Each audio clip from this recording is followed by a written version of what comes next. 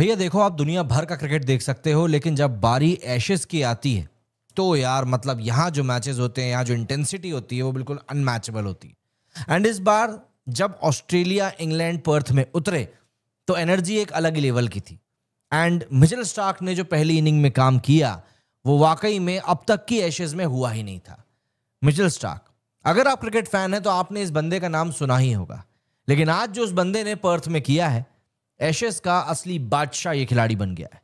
Australia के दो बड़े pacers PAT Cummins and Josh Hazlewood पहले ही टेस्ट मैच में दोनों अनअवेलेबल थे और ऐसा लग रहा था कि इंग्लैंड कुछ कर जाएगी आज पहले ही दिन। लेकिन जैसा कि हमने देखा, स्टार्क ने इंग्लैंड की बैटिंग को एक हाथ से उठाकर हवा में उछाल दिया और जमीन पर दे मारा।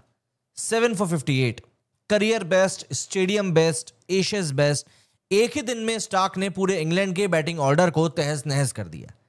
और आज हम लोग इस वीडियो में इसी बारे में बात करने वाले हैं। स्टार्क की परफॉर्मेंस, माइकल वॉन का बेसबॉल पर सबसे बड़ा अटैक, स्टार्क के नए रिकॉर्ड्स और ये एशेज सीरीज की कहानी कहां जा सकती है। चलिए बात शुरू करते हैं। सबसे पहले डे 1 ऑप्टा स्टेडियम, विकेट फ्रेश है, कंडीशंस परफेक्ट फॉर पेस थी। स्टीव स्मिथ ने स्टार्क को नई बॉल दी और फिर जो हुआ, इंग्लैंड को मतलब एक तरीके से धक्का लग गया, शॉक लग गया। वो डिसाइड ही नहीं कर पा रहे थे कि क्या लगा है। पहला wicket, Zak Crawley, golden duck, Starc का क्लासिक इन स्विंगर जो कि नई बॉल से आता है। क्रॉली को लगा था बॉल बाहर जा रही है, पर फिर बॉल ने तो रिवर्स स्विंग का पहली वार्निंग शॉट दे दिया। दूसरा विकेट आया बेन डकेट का 21 रन पे, शॉर्ट ऑफ लेंथ बॉल थी, एक्स्ट्रा बाउंस आया, डकेट के ग्लव्स पर बॉल लगकर स्लिप में, पूरे एशेज का पहला झटका। तीसरा विकेट आया जो रूट 7 बॉल में डक पे आउट, और यह विकेट इतिहास में लिखा जाएगा क्योंकि रूट को स्टार्क ने डक पर आउट किया और यह बना स्टार्क का एशेज का 100th विकेट। जी हाँ, सिर्फ एशेज में 100 विकेट लिए बंदे ने, and he is the first ever left arm pacer in Ashes history to reach 100 wickets. And Australia के लिए 13th bowler. Perth crowd literally वहां पर खड़े होकर तालियां बजा रहा था। एंड लंच तक इंग्लैंड का स्कोर हो गया था 105 पे 4, पर असली विनाश तो सेकंड सेशन में होने वाला था। सेकंड सेशन में इंग्लैंड का कोलैप्स हुआ। स्मिथ ने स्टार्क को वापस अटैक पर लाया और स्टार्क ने बेन स्टोक्स को 6 पर अपरूट कर दिया। उसके बाद इंग्लैंड टेल ने फाइट नहीं करी, फ्लाइट मोड ऑन कर लिया। Gus Atkinson out, Jamie Smith 33 पे चलेगा, मार्क वुड डक पर चला गया। England all out for 172। सिर्फ 197 बॉल्स तक ये टीम टिक पाई और इंग्लैंड की पूरी टीम खत्म हो गई। ये ओडीआई के पावर प्ले का भी स्कोर होता है। अभी वहां पर आप समझिए कमेंटबाजी का खेल। दरअसल फॉक्स क्रिकेट पर माइकल वॉन लिटरली फट पड़े। उनका कोट था, poor batting really poor, you have got to question Bazball and its brain. उनका पॉइंट सिंपल था कि जेमी स्मिथ सेट था, 33 पर था, टेल एंडर्स को उनके स्ट्राइक देनी चाहिए थी, पर वो खुद ही वहां पर मार खड़ा हो गया।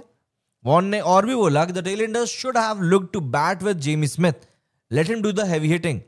बेसबॉल की फिलॉसफी है अटैक अटैक अटैक। वॉन कहते हैं कि अब ये माइंडलेस अटैक बन चुका है और आज इंग्लैंड वैसे ही गिरा जैसे रेकलेस बैटिंग का रिजल्ट होता है।